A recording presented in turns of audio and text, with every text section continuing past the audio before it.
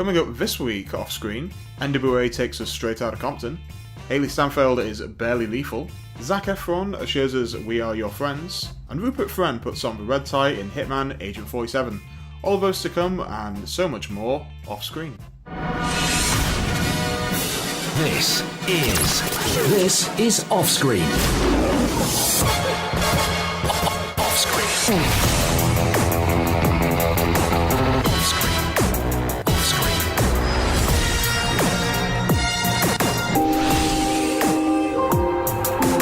With the latest film news and reviews, this is OffScreen, the on-screen radio show. Welcome to OffScreen. I'm Van Connor. My name is Kase Allen. So should we start with Hitman Agent 47 this week? Yes, let's do that. So this is a reboot, retread, whatever you want to call it. Can we even call it a reboot? 'Cause I don't think it acknowledges that the first attempt ever... Basically, for the layman's, there was a video game called Hitman, Really? and that spawned a few sequels, and it's quite highly regarded amongst, sort of gamers of a certain teenage age. It is. And then they tried to make a movie out of it in 2007, I believe, with Timothy Olyphantastic. I feel like we say it every week now. Timothy Olyphant or Olyphantastic, putting in his Olyphantastic performance as Agent 47, and the film was rubbish. And really po-faced and didn't want to, in any way Had no fun. acknowledge that it was based on a video game. It had no fun to it. It was just dull.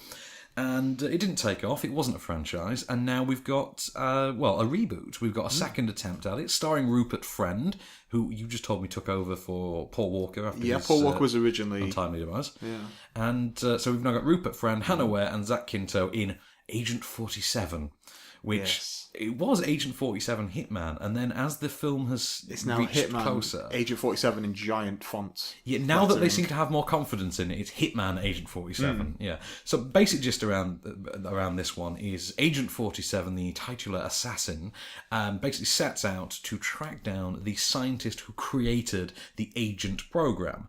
The Agent program, which of course spawned 47, who is a genetically enhanced, he's stronger, he's faster, he's more intelligent, a killer. The scientist who created the program disappeared long ago, and he decided to use the scientist's estranged daughter, played by Hannah Ware, to track the scientist down, crossing paths with another agent who may be out to protect her, played by Zac Quinto. Here's a clip. You know why you're still alive? Because I chose not to kill you, but they will. Why do they want to kill me? We were part of the same program. Speed, strength, and intelligence. They want our DNA to build an army. Okay, untie me. You're the same as me. So untie yourself.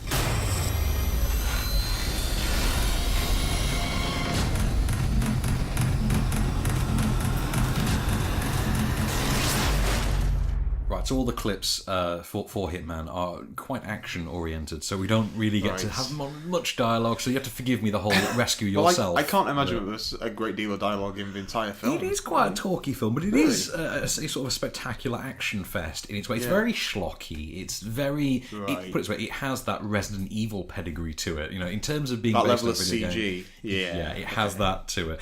There is a moment in I think later in the second act of Agent 47 in which Hannah Ware's character turns to the Hitman and asks, "Who would want more of you?" Referring obviously to the assassins of his kind, and you can't help but take it as this meta statement of the whole film. Like, who saw 2007's Hitman and said, "You know what? We need to take another shot at this." And because you wouldn't. I mean, first of all, this is a TV series concept, not a movie, and the movie really does confirm that wholeheartedly. It's a lot better than the first one.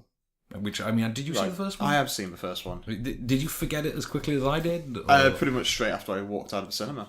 That's it. You didn't remember it. I think most men remember that Olga Kurylenko got her kit off in it, and that was about it. Yeah, that was memorable. That was really about it. And also that Timothy Olyphant was a pretty fun Agent 47, even though the film was in no way fun. Yeah. So... I do think this is far more entertaining. It hits the ground running with this really sort of bolstered tongue-in-cheek sensibility, which the last attempt lacked. This is very aware that it's based on a video game. This plays to the video game sensibilities very, very well. And it plays kind of like a video game-enhanced Transporter movie in a strange way. It has that Euro action feel that Transporter movies have. This has that going for it as well. Rupert Friend, who I mostly know from Homeland now. I think most people do, really. I know him from Homeland. I know, I've seen him in quite a few just different parts. He was in Startup with Ben Mendelsohn. He was, you pointed out, he was the counsellor. He was the counsellor. And he was one of the, I think when I reviewed it, I said he was one of the better things in it. But you weren't a great fan, no, you weren't. No, I wasn't a fan of Startup, but he's quite likeable as this sort of taciturn, shadowy assassin, and it is one of those sort of deadpan, humourless characters, but he manages to inject some fun into it. You know, that sort of nonchalant violence is the only way, kind of, but I'm fun about it. Hannah Ware I like very, very much. She's got leading lady appeal. She's got sort of gritty and engaging acting chops, and she has actually got the ability to handle the physical attributes of the character. And it is very, very surprising that in 2015 we still live in a cinematic culture in which video game adaptations are arguably the frontrunners for compelling female leads in action movies. How depressing is that? It's strange, isn't it? I mean, it is very strange. The whole superhero boom, that's still not taken off for leading ladies, is it? It really isn't. But video game adaptations, they've got it right. Zach Quinto, brilliant sort of is he or isn't he a villain type of character. You don't know quite what side. You don't quite know. It's a bit of a shadow. A little bit of a shadow character. Although I will say this, the first half hour of this film really made me want to see Zach Quinto as the sole lead in an action movie. Genuinely, I want to see that. I'm not sure if he could pull off something like Uncharted, but that would work. When they make an Uncharted, as Drake. You could kind of pull that off. That'd be interesting. Being Spock and Drake, right? That's two different sides. So you've got a basic 3-act structure. The first act is like a rejigged Terminator. The second act is your origin story. And the third act goes full Resident Evil. With Resident Evil sans mutants, basically. Okay. And there's not much that's going to challenge the audience. But given the sort of the video game origins and its sort of franchise roots and its sensibilities, it really has no need to challenge anyone. You kind of know what you're getting going in, and it does deliver on those things. It's not a very good film by any stretch of the imagination. It really isn't. Yeah, don't go kidding yourself. That's it. I mean, it's got a respectable level of sort of stylistic, verve and sort of a very confident swagger from. It's got Alexander Bach directing, whom I'm not familiar with his work outside. No, I'm not sure what else he's done. I mean, it would be doing a real favour to call it above average, if we're really honest. But it is enjoyable, and because it's not the first attempt to do this series, because it's a movie for 15-year-old boys based on a video game for 16-year-old boys, you can't really expect. No, it's not going to be a great deal of depth. But you know what? For its mandate, for its sort of functional logline, you know what? It serves the task perfectly. Basically, it's enjoyable, but it's rubbish. It's rubbish, right, but it's not as rubbish as you expect it to be. Okay. Yeah, I'll say that. That works. Should we do some film news then, Let's guys? do some film news, man. Okay, so we've got some interesting stuff to cover this week. Definitely. Have you heard about the Sofia Vergara project? Because she's yet to really break through into films. She's the highest paid actress on US TV now. Yeah, I think the figures were recently released with how much she's just made on Modern Family. It's crazy. It really is. So she's the highest paid actress on TV for Modern Family. Her attempt to break through into film didn't exactly go down well with Hot Pursuit. And now she's signed on for a heist comedy called The Brits Are Coming. Okay. Have you heard of this one? I have heard of this, actually. So this is going to start... The title. Oh, well, yeah. I mean, the title's been used quite a bit, The Brits. I think it's in every Aaron Sorkin show there is an episode called The Brits Coming. It's definitely a West Wing episode. So it's definitely. And I think there is in the Newsroom as well. Right. But this is going to be a heist comedy starring Tim Roth, Uma Thurman, Parker Posey, Crispin Glover, Alice Eve, Stephen Fry... And, go figure. Yeah, wow. So this is going to be the story of a con artist couple, played by Uma Thurman and Tim Roth, who are in debt to a gangster, played by Maggie Q, who I forgot, who go to Los Angeles to commit a jewelry heist against Tim Roth's ex-wife, played by Alice Eve, and Sofia Vergara plays the mistress of Alice Eve's husband, who's going to be played by Crispin Glover. Is that sounds I'm pretty good. completely on board with that. That sounds kind of like what you wanted Gambit I was to just be. going to say, it sounds like a better version of Gambit. Doesn't it? Gambit really disappointed That was a me. letdown. So, Sam Worthington, everyone's favourite actor. You know, The original Jai Courtney. The original Jai Courtney. Jai Courtney 1.0. Jai Courtney 1.0, as opposed to Jai Courtney, who is in fact Sam Worthington 2.0. Yeah, Jai Courtney, Salvation. Exactly, yeah. Sam Worthington has signed on to star in an upcoming sci-fi movie called The Titan. Does this one I've been reading about this, actually. This is going to star Ruth Wilson, whom I like very much in Luther. Yeah. Oh, she's great in Luther. Great in Luther. She played serial killer Alice. Alice, yeah. She's gonna be in this one along with Sophia Boutella from Kingsman. So the chick Blade with Runner. the Blade Runner from Kingsman. Yeah, and this is going to be a sci-fi adventure movie about a military family who are shot into space to conduct an experiment on genetic evolution. That sounds quite interesting. Intriguing, doesn't it? Yeah. We've got a fair few decent sci-fi movies coming up. But, you know, Sam Worthington doing sci-fi again. Yeah, you wonder about that one. Yeah. We had Avatar. Was that enough? That's the question. What else have we got? Well, interesting enough, Melissa, I'm not sure how to pronounce it. Is it Benoist? Benoist. I would say Benoist, but I don't know. Melissa Benoist, who a month from now is going to be TV's Supergirl. Have you seen the pilot? I think he looks quite promising, yeah. I've seen the pilot. I've seen the pilot. It's awful. And we are on two different sides. Are we on two different sides? Yeah, Okay. I think it shows some promise. I think it's bad on almost every conceivable level because everything about it's a mischance. But that's for the TV podcast, not this film one. It is, yeah. But right, so Melissa Benoist has joined the upcoming romantic drama Oxford, in which she will play a Rhodes Scholar, an American Rhodes Scholar who enrolls in Oxford University and finds herself at odds with a curmudgeonly teaching assistant played by Sam Heughan, who it turns out is secretly fighting a terminal illness. The two fall for each other and decide to dedicate the rest of their lives to making the most of every day by travelling the world. So this sounds like it's one for the Notebook crowd. I was going to say, it's got a certain Nicholas Sparks-esque air to it. How is this not written by Nicholas Sparks? Because he doesn't do films outside of the US. It would seem so. Yeah. Unless there's, a lake and someone sanding down a boat. You have to have traditional boat sanding. Yeah, you have to. Yeah. Or building a house with in Nicholas two Sparks' hands. world, there's no such thing as an unsanded boat. So there's no such things that are already sanded boats. Sorry, there are only sanded boats. So Mads Mikkelsen. I love this news. I do as well. This cast, man, is coming together. So Mads Mikkelsen last week was cast in Star Wars Rogue One. With Alan Tudyk. Yeah, and he's going to be a good guy. That's the shocker. Mads Mikkelsen's going to be a good guy in Star Wars Rogue One.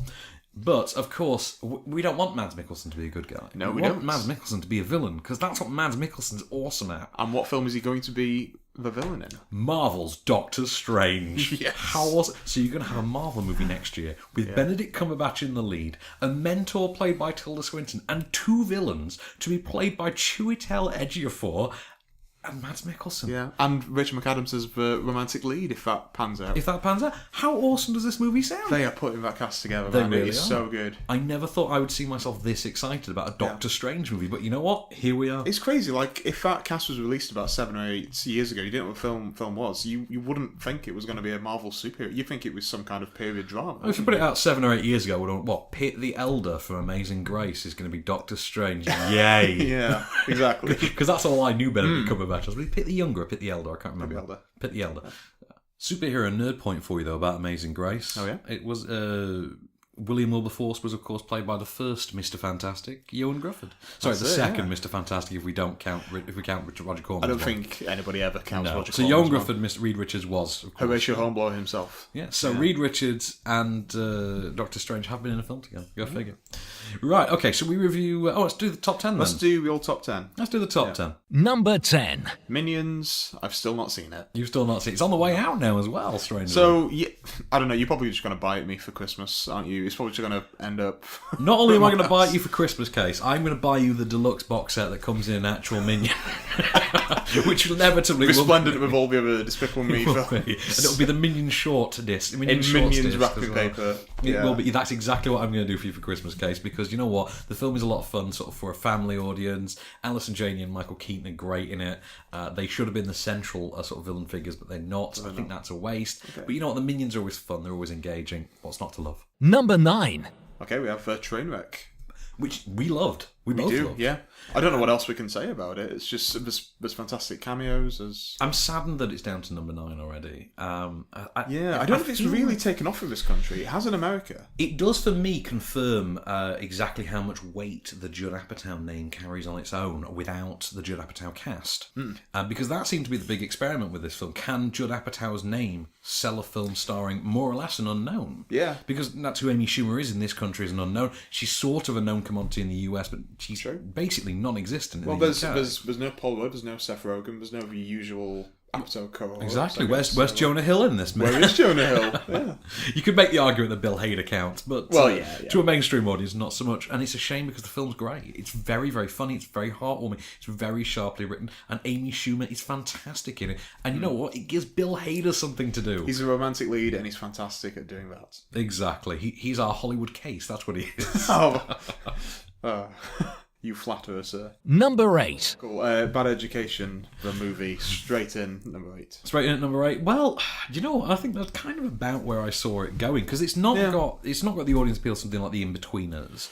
It's not got the highbrow appeal of something like Alan Partridge.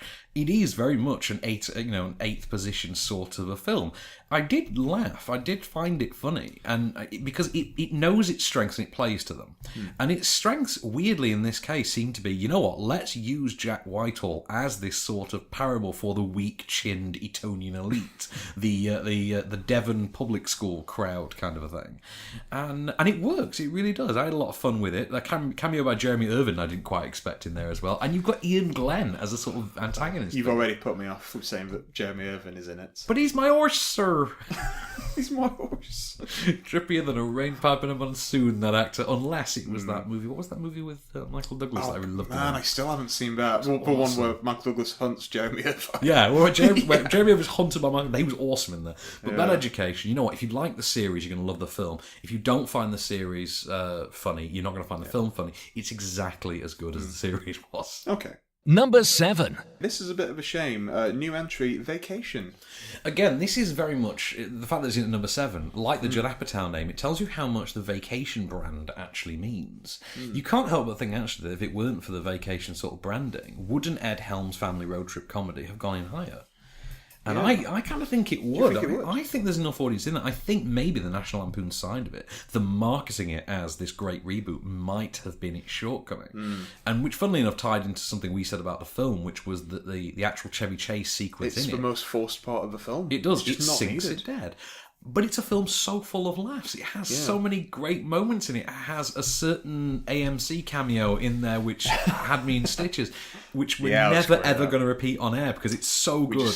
You can't spoil it. And it had Charlie Day, a great appearance by Charlie Day in one of my favourite comedic scenes of the year, and also the greatest use of a Mariah Carey. Sorry, not Mariah Carey. Who did the original version without you? Nielsen.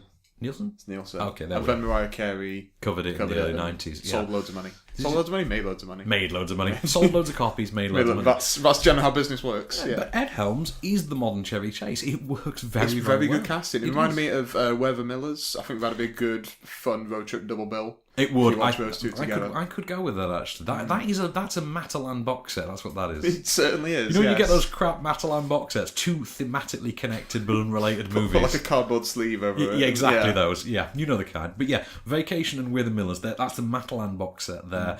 I liked Vacation. I don't want to be optimistic enough to ever presume that we'll get a reboot of European Vacation, which I would really like. Or Christmas. Or Christmas Vacation. Vacation. But I wouldn't want to see a straight reboot of those ones. Did you know that there was a direct-to-DVD sequel to Christmas Vacation now? There is actually a Christmas Vacation 2. There is. With Chevy Chase? With Randy Quaid, I believe. Oh, that's why I've not seen it. Yeah. No one wants to see The best thing he's ever done was fly up a giant spaceship in Independence Day. And die for our sins. That's the best thing he's ever done. In the words of our generation, die for our sins, Randy. Number 6. This is moving down. Pixels. Which I liked. I think a lot of people have been quite surprised by how much more mainstream appeal it actually has, how much less irritating Adam Sandler is in this dialed-down form. Plays it straight. He does play it relatively straight. He's playing Fry from Futurama. I don't think there's anything more to say from there. Yeah. Did you get to see this in the end, didn't you? I still haven't. You still haven't. No. I did find it ticked the boxes, and it was enough to make you want to go to the retro arcade afterwards.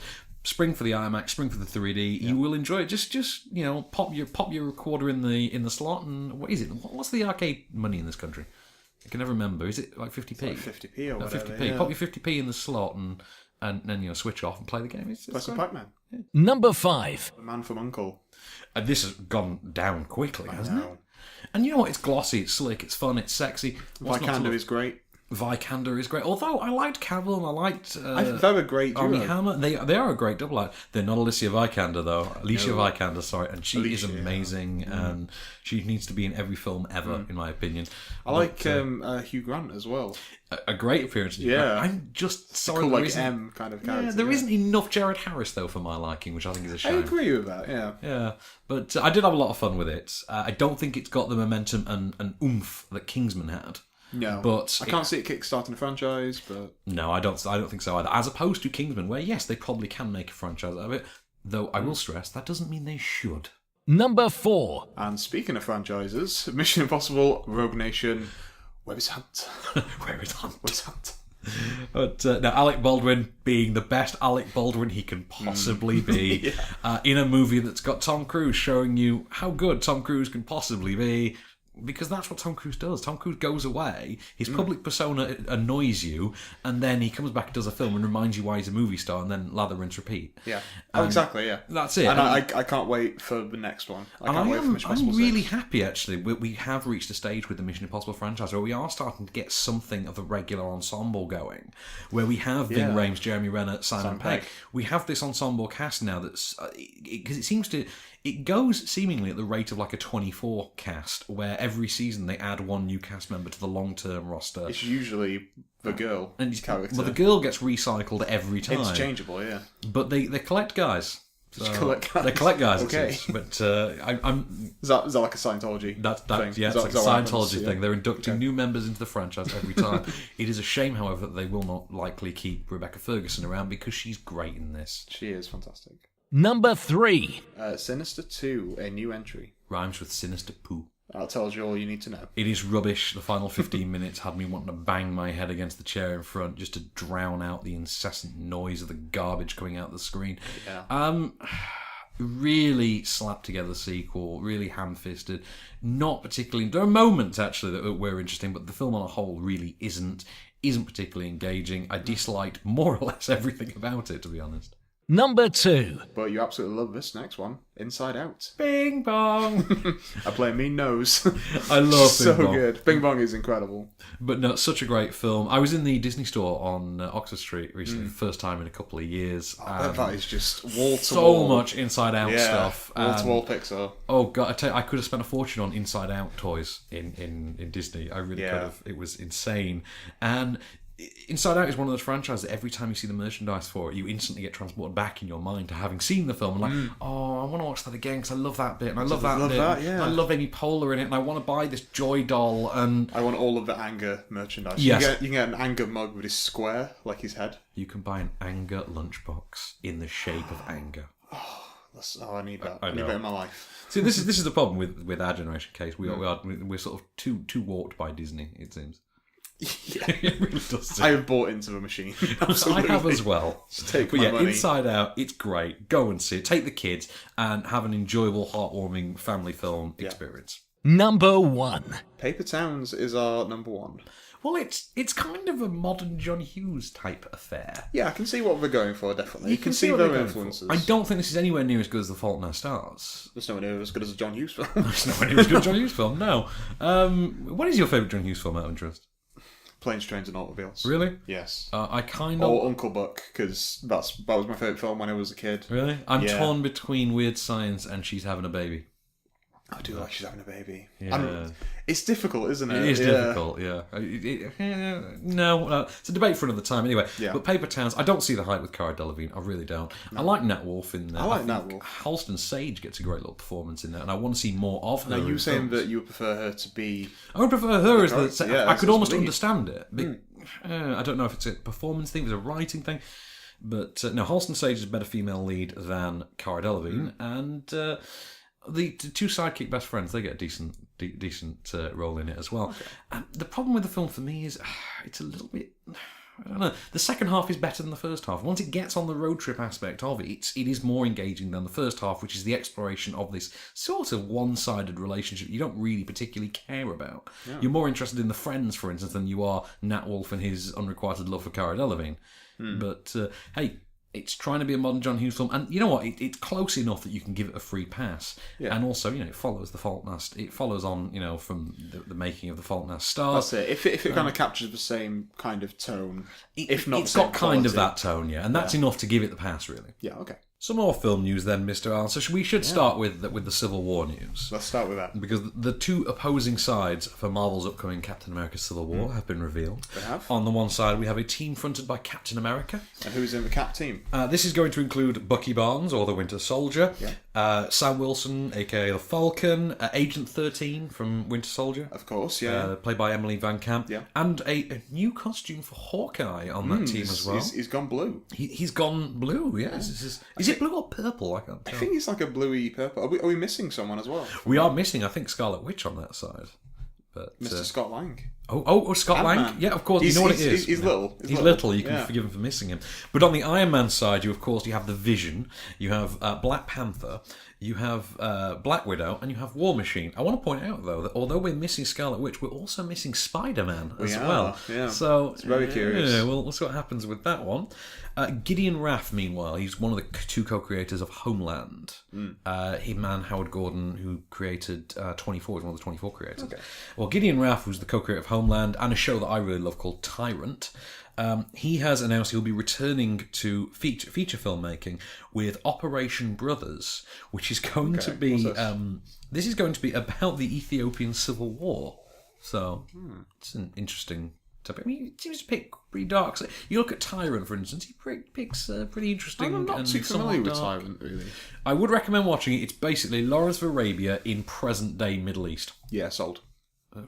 Lawrence of Arabia, I'm thinking more of a Ben-Hur or Spartacus type of, one of those old epic type stories. Even more so. Yeah. It's kind of like that. It's dialed down for television, but it works flawlessly. Adam Rayner's a great lead in it. Right, Anne Hathaway has signed up for an interesting project. Okay. This was, I will be honest, I read the headline, Anne Hathaway to star in The Shower, and I couldn't click an article fast enough, if I'm honest. Anne Hathaway has signed up to an alien invasion comedy called The Shower. And the basic plot of this one is a group of women at a baby shower witness an alien invasion of Earth and have to, save themselves. Okay. This sounds like it could be that scene from Trainwreck Gone Bad. Right, meanwhile, speaking of things gone bad, Joaquin Phoenix and M. Night Shyamalan. Yeah. Is it Shyamalan? I can never remember. It's Shyamalan, isn't it? But it's spelled Shyamalan. I think it's Shyamalan. Shyamalan. Okay, so Joaquin Phoenix and Night Shyamalan, they're going to re-team on an upcoming mystery project, which is also going to include Jason Blum, with whom Shyamalan worked on The Visit, which is out, I think, next week or the week after. That's very under the radar, that, isn't it? That really is. Yeah. You almost get the impression they didn't want to widely advertise a new M. Night Shyamalan. Or to give it his Scrubs name, Night Shyamalan. Night Shyamalan. But, so I said to him, yeah. With the latest film news and reviews, this is OffScreen. So on to We Are Your Friends then. Now, you didn't catch this one. Did it appeal to you at all? Okay, so when I first saw the trailer, it did not appeal to me. The more I've heard about it, the more I've seen the extra trailers and interviews and stuff, the more I'm kind of intrigued by it, really. So this is the risk of sounding shallow. You look at this film and you think it's a movie about DJing, starring Zac Efron, the girl from the Blurred Lines video, and its marketing department want to keep referring to it as #Waif. #Waif is how we've been saying #Waif for weeks now. So you can be forgiven for expecting it to be a little bit. It's a little bit shallow. Facile? That's a good word for it. Somewhat feckless. You are without feck. One without feck. As Eddie Izzard would say. Although, did you notice absolutely anything disappeared from the top 10? Absolutely nothing. Yeah, it's absolutely nothing. Right. So what you've actually got though is something a little bit more than that. But this is the story of a young aspiring DJ played by Zac Efron, who is attempting to sort of forge his way into a sort of mainstream populist career. He encounters a known commodity DJ named James Reeves, played by Wes Bentley. Bentley, who sort of takes him under his wing. The pair become friends, and James Reed starts to basically coach him, teach him the ropes, as it were, and sort of give him a path onto the big time. However, as his relationship with James progresses and as he journeys more and more into the music side of it, he's forced to reassess not only his priorities, but basically what he's doing with his life in general. Here's a clip. The beginning sounds like Skrillex's brother made it, and then right here,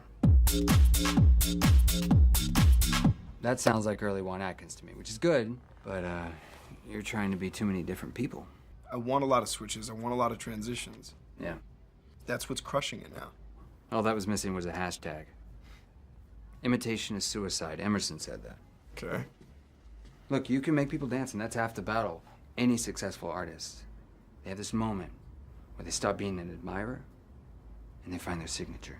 So you've got Zac Efron, who I'll be honest, I quite like at this stage. I quite like some Efron. I like Efron. He's Good. broken out of that high school musical sort of Yeah, phase. I think he's got a very good team behind him. He's got a good publicist. He has, hasn't he? He's got his taste in projects seems to be actually quite calculated, and he's not just chucking out a film and like shotgun style, not machine gun style, belting out films. Yeah. He seems to be picking them quite carefully, and it shows with this film, which in actuality is something like akin to sort of a softcore Bret Easton Ellis type adaptation. It's kind of a sincere, a sort of modern coming-of-age tale for the Snapchat generation, if you will, because the film is set around, people in their early 20s who, sort of that kind of mid-college, post-college lull. Is that quite a good metaphor then? Because you'll just forget this film almost instantly. It's gone. The 10-second timer will disposable. You won't forget the film. I did remember some kind of things of the film.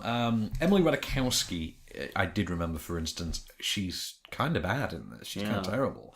Like, I don't like her at all. I mean, she has nothing to do in this film but show side boob and gyrate to some music and basically bide time until she gets that Zac Efron sex scene that you all know is coming. Because, he's a good-looking guy, she's a good-looking girl. They're going to bone. That's going to happen. It's going to happen. It's preordained. This is going to happen. Arguably, her acting range, she's trying to go for this it's so natural kind of performance. And, what you get is something that it feels like an amateur porn star. It feels like an amateur porn star performance, only without the fun. And having recently watched, what was that documentary? Hot Girls Wanted, that was it, about the amateur porn stars. Oh, yeah, the Rashida Jones one, yeah. I enjoyed it very much. That's now giving me a new insight into the acting range of amateur porn stars. Yeah, so you can carefully assess and say that she has that level of skill. She has exactly that level of skill. And, it's debatable. She actually seems to get more of a defined role in the Entourage movie than she does in this, and that's really saying something. Meanwhile, you've got Wes Bentley, who's having quite a visible amount of fun, sort of relishing in the very fractured... He's having a bit of a resurgence recently. It is, isn't he? Yeah. I think I blame Hunger Games. That's right. It's that beard. Maybe he sculpted it himself. That's it. I mean, he's got a surprising amount of introspection and a sort of bemused fun that he injects into this performance. And then, of course, you've got John Bernthal, a.k.a. The Punisher, the new Punisher. And John Bernthal is doing that thing that he always does, where he's got a sort of unlikable character, but the absolute unflinching swagger that he bolsters it with makes him kind of engaging and interesting. You kind of can't stop watching it. And he's given the sort of walking, talking representation of all that's wrong with the world sort of a role. Yeah. But you know what? You still like him because it's John Bernthal. That's it. He's always given that kind of role, isn't he? He's never been the lead, as far as I'm aware. No. I'm hoping Punisher changes that. I think it might. I hope so. So you've got writer-director Max Joseph behind this, and this is his feature debut. And the Bret Easton Ellis thing, I think, seems to be quite conscious. He's injecting that Easton Ellis style into it, and he does it quite effectively, a notable amount of confidence. There is a sequence in which, almost breaking the fourth wall, Zac Efron's character relays the mechanics of DJing to us, the actual physiological biomechanics of DJing. So I don't know if I need to know that. And it's interesting. It's strangely alluring.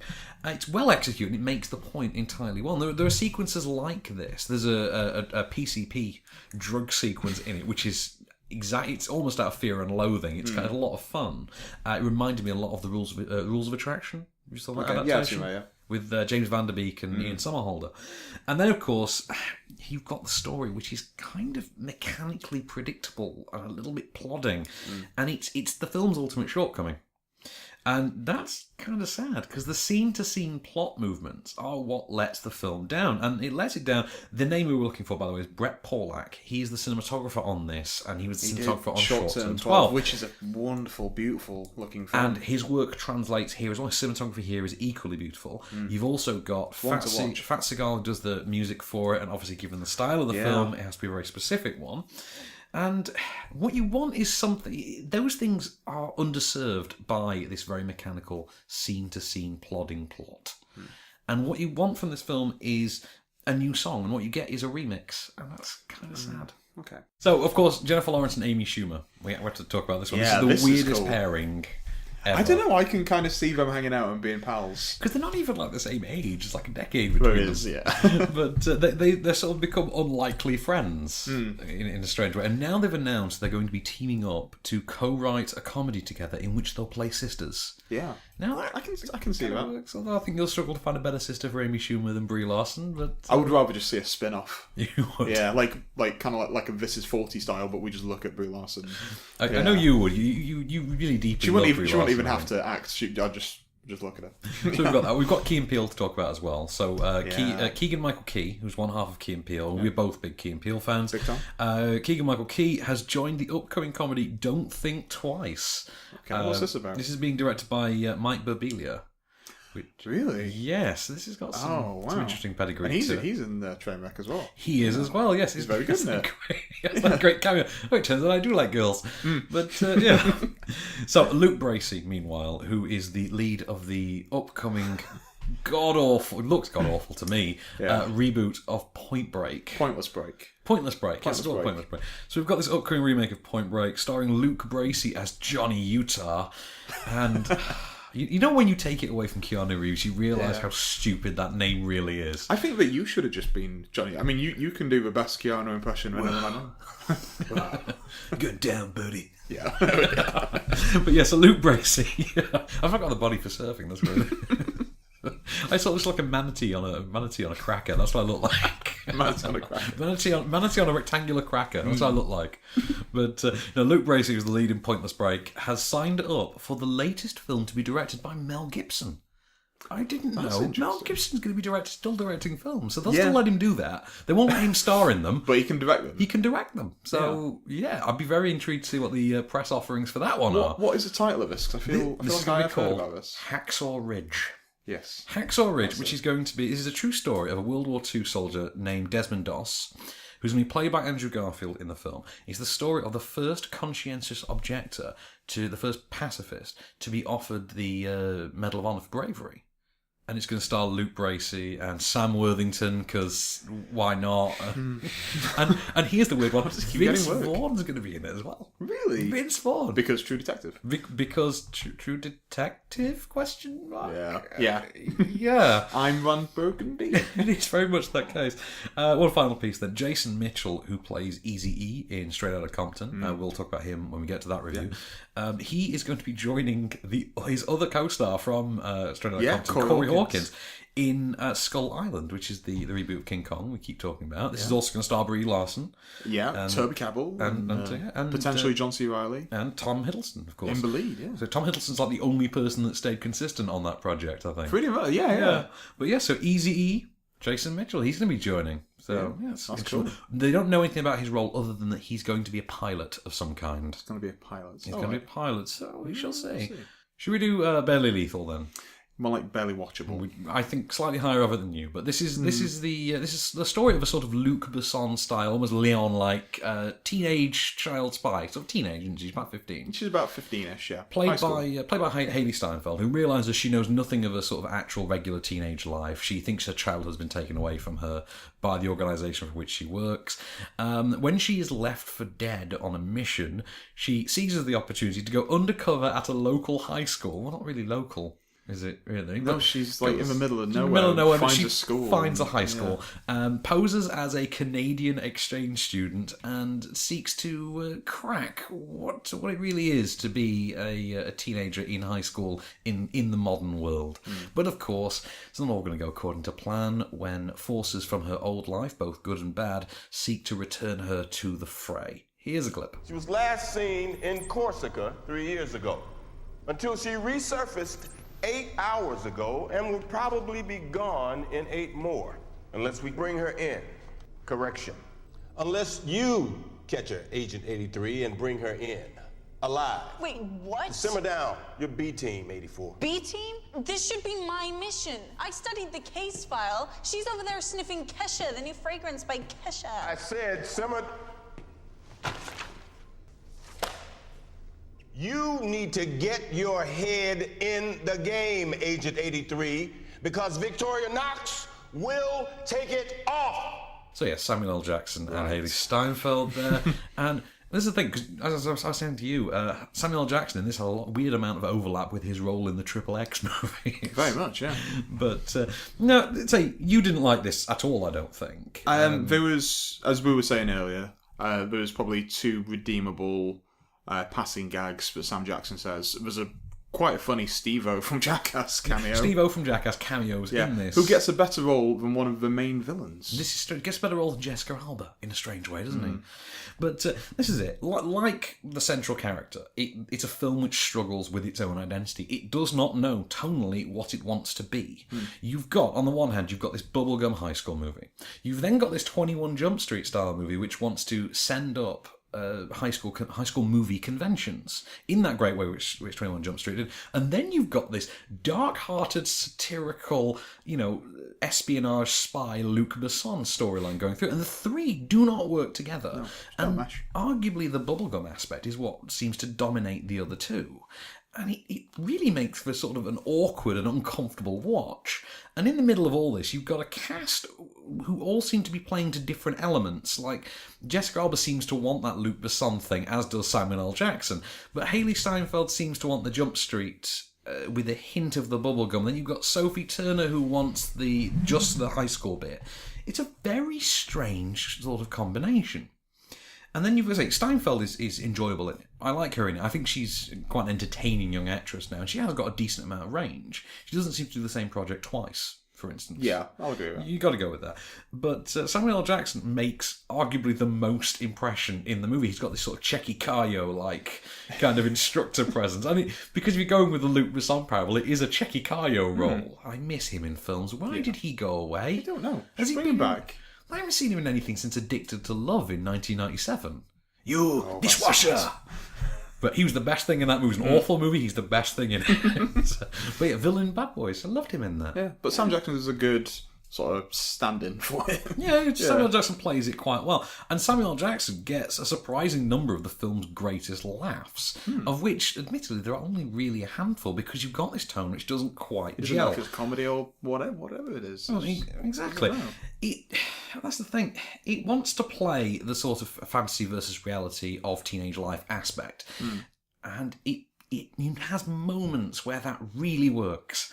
And then it just gets overshadowed by everything else. There are so many sequences which play with the idea of high school movies and how they bear no resemblance to an actual real-world high school. And it works, but then they just get cast aside for plot elements which do not add up. And it's a shame. You want this basically to be Mean Girls with grenades. Yeah. And what you get instead is this bubblegum-afflicted cartoonish mess. It's kind of like it's like watching a bubblegum bubble actually burst on someone's face. Yeah. That's exactly what it's like. The constituent elements, what it wants to be, you can see them. They are visible. But aside from the original intention, it's... No. I think what I really, really wanted it to be, I wanted it to be a quite short sequence in Kick-Ass 2 where Hit Girl goes to school. Exactly. But I just wanted it to be a better version of that with an actress I like infinitely more than Chloe Grace Moretz, because I really, really like it this time. I've liked since I saw her in True Grit, like everyone else, I guess. That's it. You can't deny she is a great actress. It just did not deliver for me. No, that's it. That's what I wanted. I wanted the Assassin Goes to School element from Kick-Ass as a movie. You don't get it. And best intentions aside, it doesn't quite measure up. The intention is more entertaining than the finished film, and the finished film is it's just below average, I would say. It also doesn't seem to have a defined target audience. I can't figure out who this is for. Who would really want to watch? Who would want to download this thing? Because it's not getting a full mainstream release. No, that's the thing, because it's on video on demand. You buy this one online. VOD, yeah. We should, of course, take the time actually to plug our competitions. Yeah, let's do that. We've got a few things. So we've still got Sinister 2 going on, which is you win a T-shirt, radio, keychain, camera. We've got the Hitman stuff. We've got the Hitman stuff, which is the flash drive neck tattoo. You get the T-shirt with the red tie, I like the gun strap on it. Yeah, that's pretty sweet. It's some pretty cool stuff at Hitman. Any of our competitions are always available on OnScreenFilm.com. Competitions are on the main page, or there is an entire competition section for which you can peruse and enter at your leisure. Yes. We don't ask you to answer questions. No, why would we ever do it? Why would we make it that challenging? No. We just want to give this stuff away. We just want to give it away. Yeah. You go on. Go for whatever you want. Just sign up. We'll send it out to a lucky winner. OnScreenFilm.com competition section. So, should we have some more film news? One final batch, I think. Just one more batch. Let's do it. What have you got for us? One more batch. Oh, Leia Sadu, of course, from Blue is the Lawless Colour, Mission Impossible Ghost Protocol. And now it's going to be Spectre. She's going to be the Bond girl. She has been offered the female lead in the X-Men spin-off Gambit. Now, this is interesting because quite a few fantastic young actresses were up for this, including our favourite, Miss Ferguson, Rebecca Ferguson. Interestingly enough. But she has ultimately just won the part, hasn't she? She has. Meanwhile, we've got Vin Diesel, who has now confirmed via Instagram, of all things, that... because he is the king of social media. He really is. Yeah. Clearly, he's second only to Stephen Amell.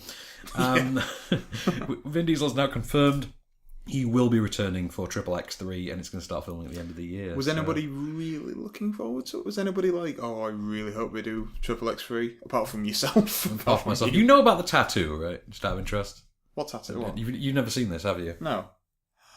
Wow. You've never seen that? So, okay. Van has a XXX tattoo on his arm. I do. Wow. Yeah, I had that done for a bet years ago. I won that bet, would you believe? Okay. So, Shigeru Miyamoto, who is the general manager of Nintendo, has expressed a desire by the company to move into the feature film business. And there have been little inklings about this for some time. And it looks like it may actually now happen. So, might get a Zelda film. Well, if you don't know this, it's been a company mandate since 1993. I wonder Coincidentally, that they will not make movies out of their products for fear of them being inferior. This happened to coincide with awful reviews for their one and only attempt at such a thing. But, no prizes for guessing what that is. Yes, it starred Bob Hoskins and Johnny Legs. Johnny Legs. John Leguizamo. Diablo Cody, meanwhile, has announced that she will not be attempting to direct a film ever again following the spectacular failure of 2013's Paradise. Although this was a film which starred Russell Brand and Julianne Hough. What did she really expect from that? Nick Offerman was in that, I think. Yeah. I think people just, she is a great writer. I think she'll just focus on that. Yeah. One final piece then.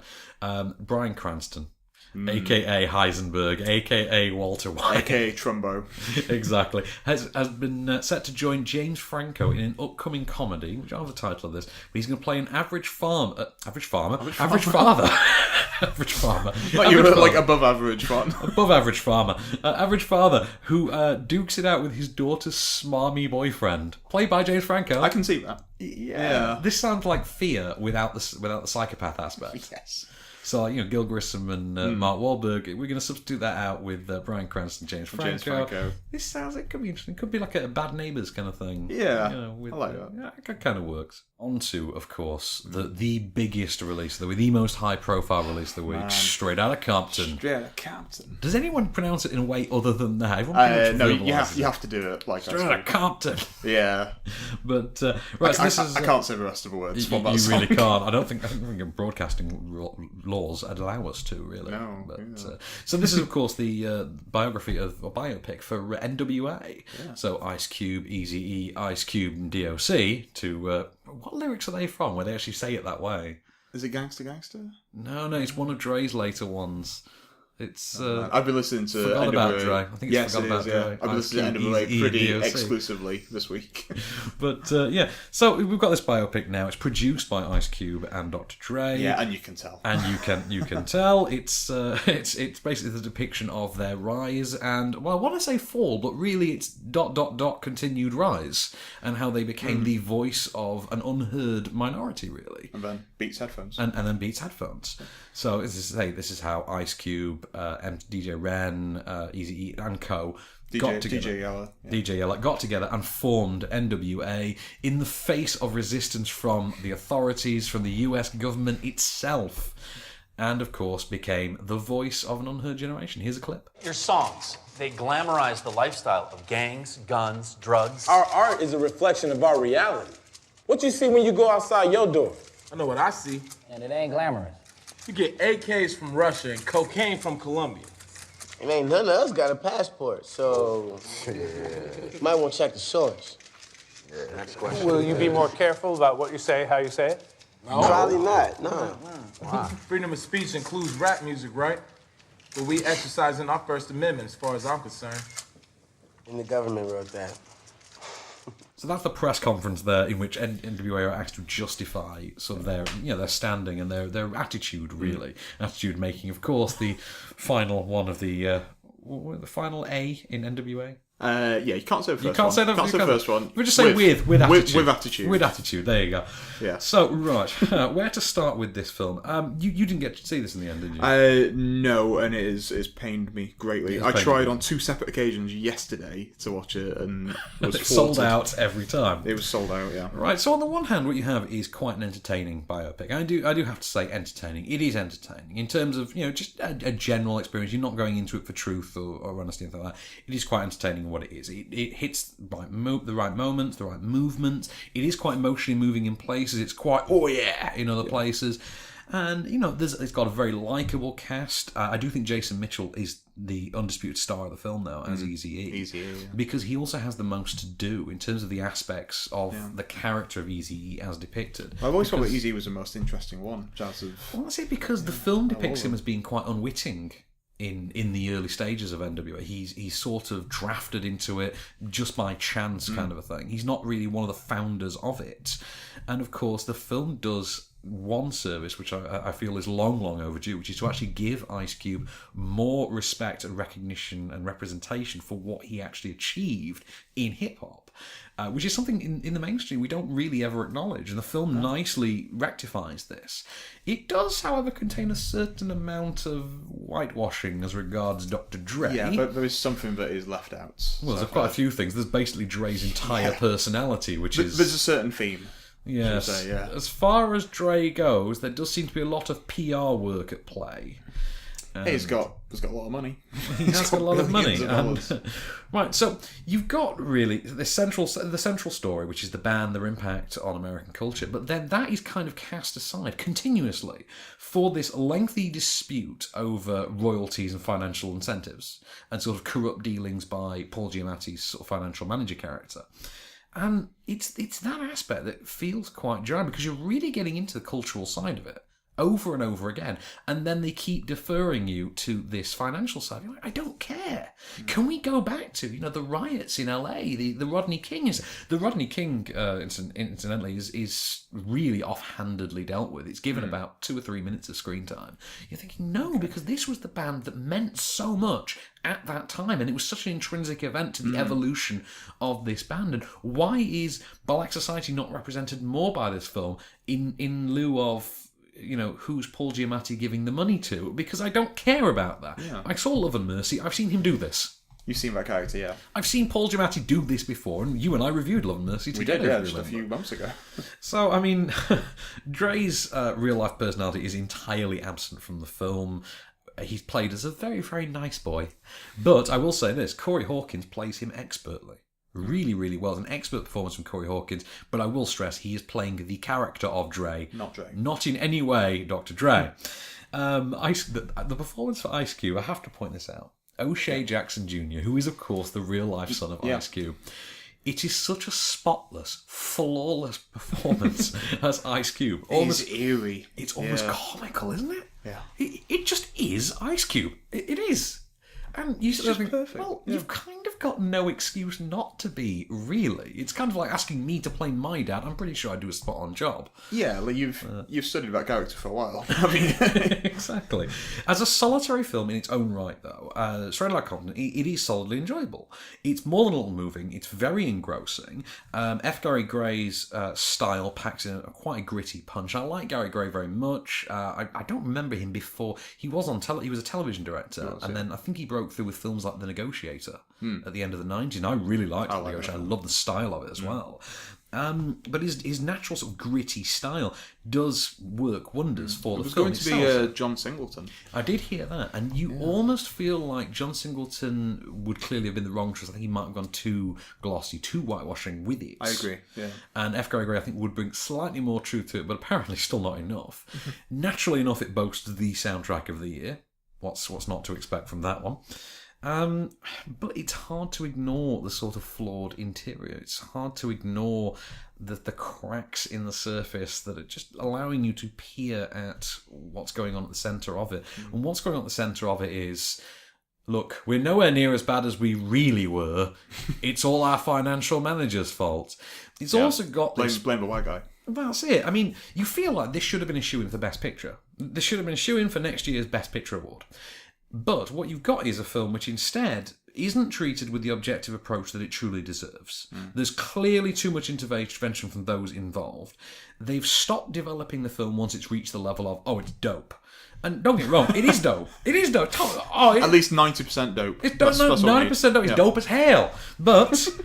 you know what I'm saying? When you've got a film that's all about, hey, we're the voice of an oppressed culture, and then you end it with, and then we sold some Beats headphones for $3.2 billion. Well, you said that when you saw the screen of this, which was a preview press screening, it opened with a Beats trailer. It did open with the Beats. Hey, why not go on Beats.com and download this app and pose for you? You're like, no. I mean, adding insult to injury, I want to point out that I did leave this screening, and this is a moment of almost real-world irony, where you leave the screening for Straight Outta Compton, and you go on, you take out your iPhone, and you go on Apple Music, which doesn't work, by the way. Worked for about 3... Apple Music does not work. Everyone acknowledges this now. And you try to download Dre's Compton album, as it's now called. Yeah. And, of course, you're not able to download it because Apple Music doesn't work. Apple Music, which, of course, owns Beats. And that, for me, I think, tells you... That sums up the film for me. But I say, you're still presumably going to see this. I'm definitely going to see it.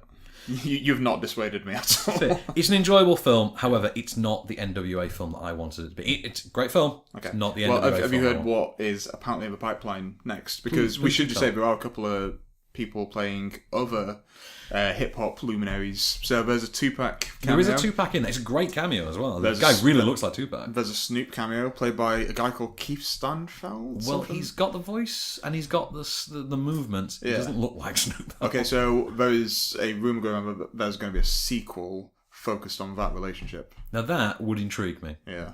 So we need to decide on a film of the week. Well, I've only seen Bare Lethal, and I'm not going to give it to Bare Lethal. Well, I'm going with We Are Your Friends. I think of everything I've seen this week, I would be most intrigued to see We Are Your Friends again. You know what? It's like a beer and pizza movie. I would probably give Hitman the time of day again as well. And I'm surprised by I would be intrigued to see Straight Outta Compton. I think Barely Lethal is the only film this week that I wouldn't watch again. But best film of the week, I'm genuinely going to give it to We Are Your Friends. It's a waif. Hashtag waif. Hashtag waif. So, we've got some interesting stuff to come next week, however, in the meanwhile. I'm quite looking forward to next week. Well, next week we've got No Escape, in which, for the first time in 14 years, Owen Wilson's trying an action thriller.